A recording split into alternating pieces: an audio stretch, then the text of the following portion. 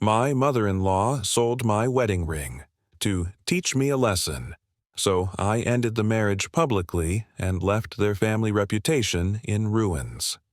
I'm a 29-year-old woman, and I thought marrying into a wealthy family meant stability, not humiliation.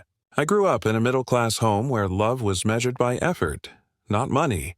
My parents worked hard. My mom a teacher, my dad a mechanic who could fix anything with his hands and patience. When he passed, he left me one thing that truly mattered, a vintage wedding ring that once belonged to my grandmother.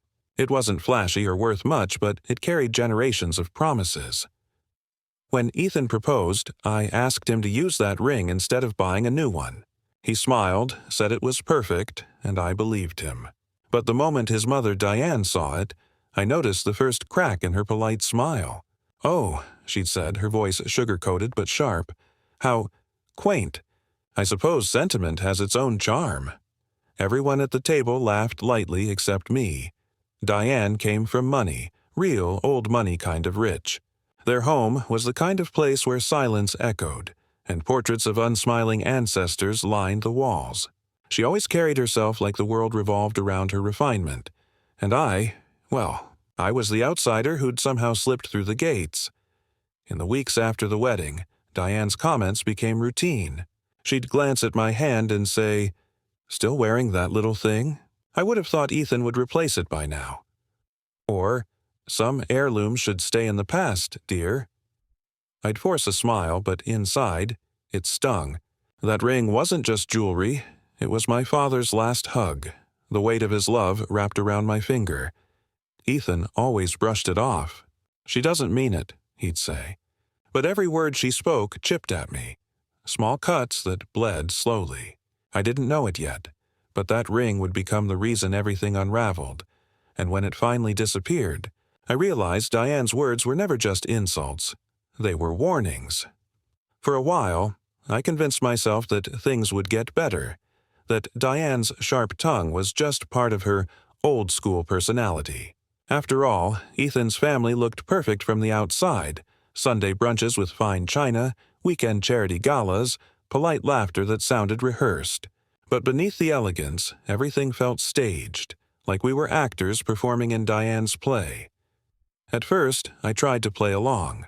I'd bake her favorite lemon tarts, compliment her decor, even dress in the soft pastel tones she claimed were family appropriate. It didn't matter. Nothing I did was good enough. She'd tilt her head and say things like, "You're trying so hard, dear. It's almost adorable." Or, "In time, you'll learn how things are done properly." Ethan stayed quiet through most of it. When I'd bring it up later, he'd sigh and rub his temples. "She just wants us to fit in," he'd say. "You know how she is." But that was exactly the problem. I did know how she was. Controlling, manipulative, and obsessed with image. And Ethan, he was so used to her dominance that he mistook my boundaries for conflict. Every time I tried to pull back, Diane would pull Ethan closer. She'd invite him to family-only dinners, deliberately excluding me, then later claim it was a miscommunication. It worked. He began spending more time with her again, telling me I was overreacting. I started feeling like an intruder in my own marriage. Still, I held on to the hope that things would change, that maybe one day she'd soften, that maybe Ethan would finally stand up for me. But the truth was, I was the only one trying to make peace in a war I didn't start. And the day I realized that peace wasn't possible was the same day I noticed something missing from my hand. It started with one of Diane's infamous dinner parties, the kind where everyone dressed like they were attending an awards show just to eat roast duck. The table glittered with crystal glasses and stiff smiles, and I sat between two of Ethan's cousins who only spoke in whispers about luxury vacations. I tried to blend in, nodding politely, clutching my wine like armor. Then Diane's voice sliced through the polite chatter. "You know," she said, swirling her drink, "Ethan has always had a kind heart. He's always believed in helping people grow." Her eyes flicked toward me with a slow, deliberate smile. I suppose every family needs a project, doesn't it? The room erupted in laughter, soft, nervous giggles that stabbed deeper than open cruelty ever could. I froze. Every muscle in my body wanted to scream, but I just stared at my plate. Ethan's hand brushed mine under the table, a silent plea to stay calm. I forced a smile so tight it hurt. When the guests left, I finally snapped. "A project? That's what she calls me?" Ethan sighed, already defensive. "She didn't mean it like that," he said, avoiding my eyes. "She just jokes sometimes." "Jokes?" I shot back. "That wasn't a joke, Ethan. That was humiliation." He rubbed his temples the way he always did when I demanded honesty. "Please don't start. It's not worth another fight." That night, as I undressed, my hands trembled. The laughter from that dinner echoed in my mind like a haunting refrain. I realized something terrifying. This wasn't about misunderstanding. This was about control. Hers over Ethan, and Ethan's silence over me. I promised myself I'd never let her break me like that again. But promises are fragile things in a house built on manipulation. And just when I thought I'd learned how to survive her games, the one thing I cherished most suddenly vanished. It was a quiet Sunday morning when I noticed it. My hand felt lighter. I looked down and my heart stopped. The ring, my father's ring, was gone. I tore through the house like a storm, checked the bathroom counter, the kitchen sink, every drawer, even the laundry basket. Nothing. My chest tightened as panic crawled up my throat. That ring had never left my finger. Not once. Ethan came out of the bedroom half asleep. "What's going on?" he mumbled. "My ring," I said, breathless. "It's gone. I can't find it anywhere." He blinked, confused, then shrugged. "You probably misplaced it. We'll find it." But I could see it in his eyes. He didn't understand. It wasn't just a ring. It was my father's last piece of me. I searched for hours while Ethan scrolled through his phone, offering the occasional, "Did you check the bathroom?" When Diane called later that day, I mentioned it, hoping maybe she'd seen it when she visited the day before. Her voice was almost too calm. "Oh dear," she said sweetly, "you really should be more careful with sentimental things. They have a habit of disappearing." Then she let out a light chuckle that made my stomach twist. Something in me froze. That ring didn't just vanish. It was taken. I felt it in my gut. I wanted to confront her right then, but Ethan stopped me. "You're jumping to conclusions," he said, irritation creeping into his tone. "Mom wouldn't do something like that." I wanted to believe him. I wanted to think I was wrong. But deep down, I knew Diane's cruelty had just crossed a line. That night, I lay awake staring at my bare finger, the ghost of that ring burning against my skin. And I couldn't shake the feeling that she was smiling somewhere, proud of the chaos she'd just created. A week passed, and the hollow feeling in my chest refused to fade. I kept retracing every step, every drawer, every pocket. I even tore apart the vacuum bag, desperate for a miracle. But miracles didn't live in Diane's house. Then, one afternoon, while walking past a jewelry boutique downtown, something stopped me dead in my tracks. In the window display, sitting under perfect white lights, was my ring. The same small vintage band with the tiny engraving my father had etched inside, "Always come home." My breath caught in my throat. My world tilted. I stormed into the store, trembling. "That ring in the window," I said. "Where did you get it?" The jeweler, an older man with kind eyes, looked surprised. "It was sold to us last week," he said, checking his records. "By a woman named Diane Whitmore." My heart pounded. The name burned into my brain like acid. I stood there, frozen between rage and disbelief. Diane hadn't just stolen from me.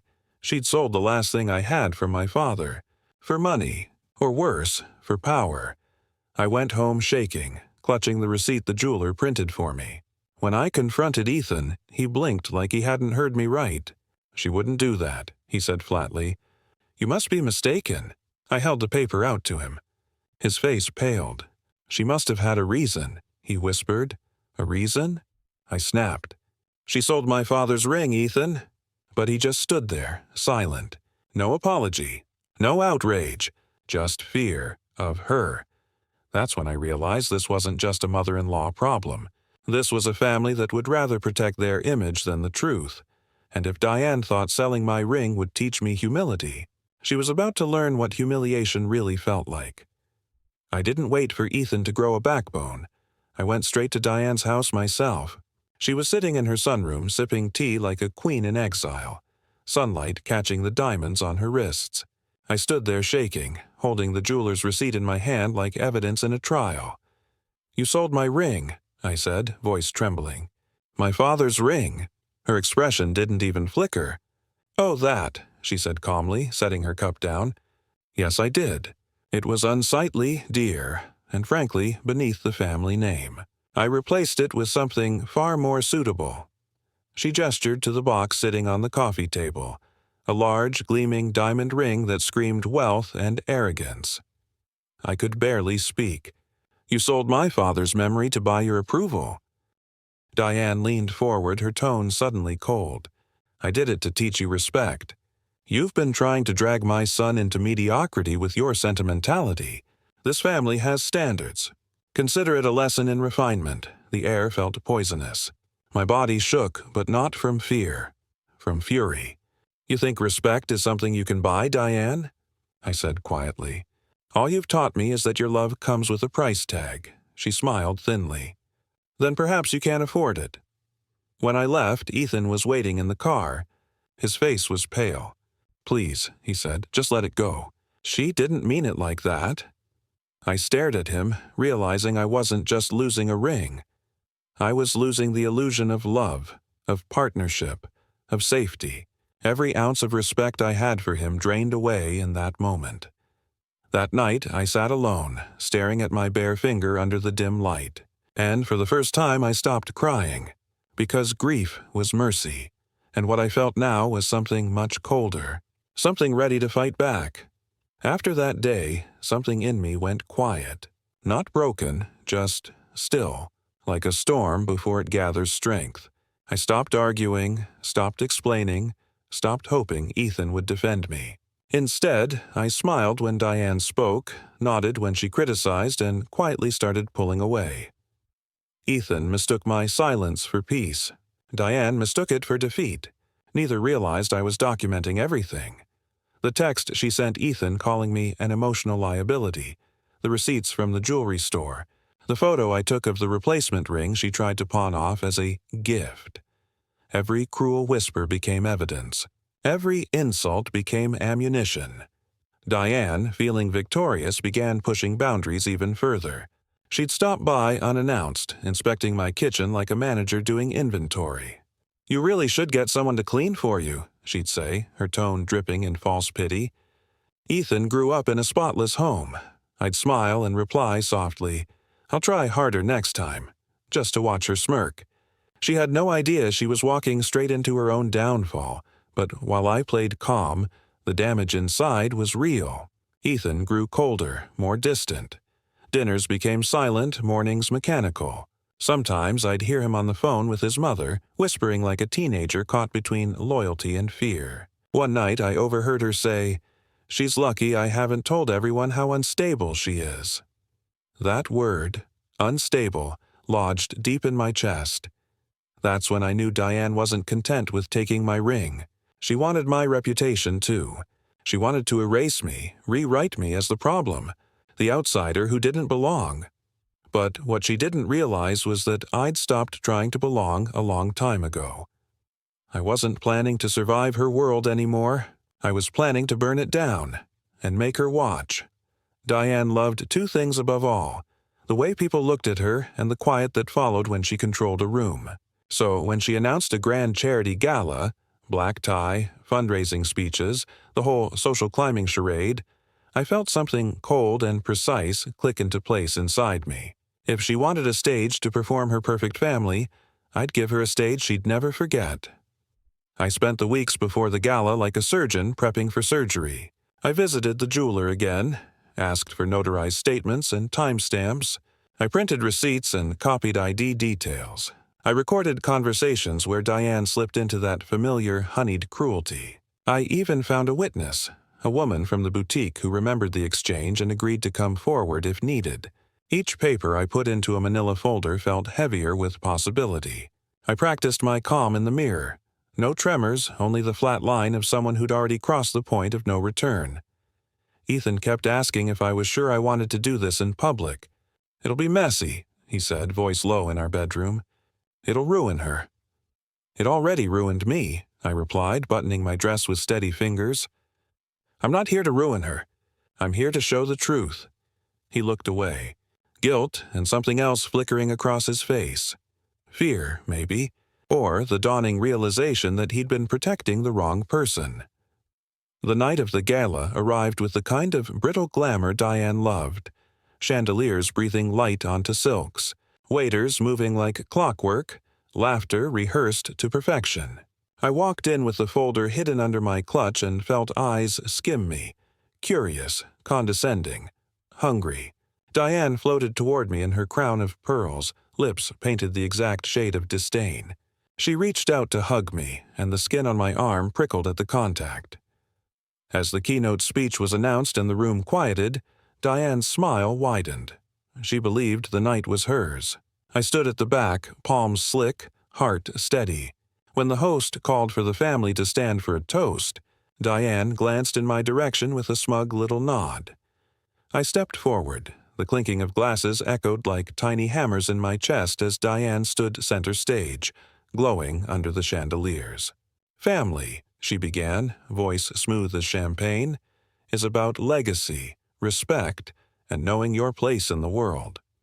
The audience nodded, captivated. I almost laughed. Of course, she'd turn her cruelty into a speech about values. When she finished, polite applause rippled through the room.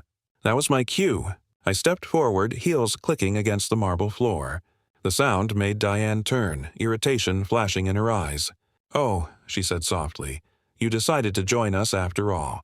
"Yes," I said, steady.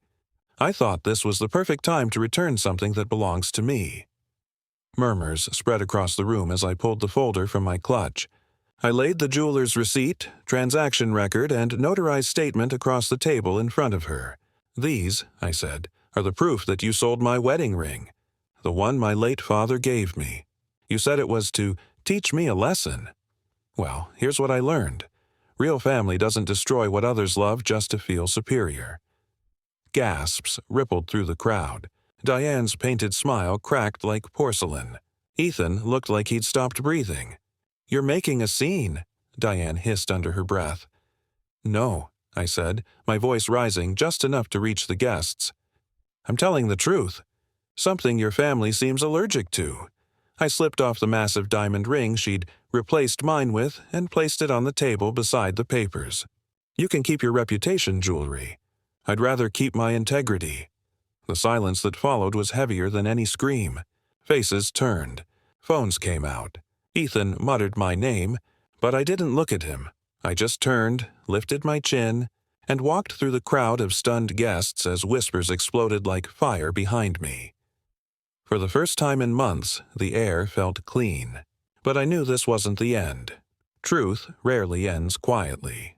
And Diane's empire of perfection had just begun to crumble. By the time I reached the parking lot, my phone was already buzzing nonstop. Notifications from social media, missed calls from Ethan, even a few messages from relatives who'd been at the gala. "What happened? Is it true? You're brave for saying it out loud." I didn't reply to any of them. I sat in my car, hands still trembling, and just let the night air fill my lungs. For the first time in months, I felt clean. Ethan came home hours later.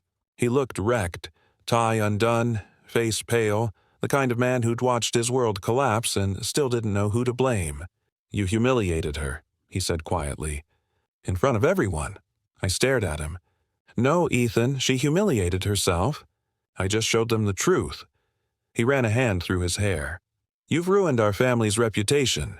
I laughed, a small, bitter sound. "Your family's reputation was built on lies. I just stopped pretending." In the days that followed, everything unraveled fast. Diane tried to spin the story as a misunderstanding, claiming I was emotionally unstable and had misinterpreted things. But the jeweler's notarized statement went public when one of the guests leaked it online. The boutique confirmed the sale, down to the exact date and description. There was no salvaging her image now. Charity boards quietly removed her name. Invitations stopped coming. Neighbors stopped dropping by. The woman who'd once ruled every social gathering with a smile and a whisper was suddenly invisible. Ethan tried to play peacekeeper, calling me repeatedly, asking to meet somewhere private. I ignored him. One evening, he showed up unannounced at my apartment. He looked smaller, somehow, his arrogance replaced by confusion. She's sick over this," he said softly. I looked at him unmoved.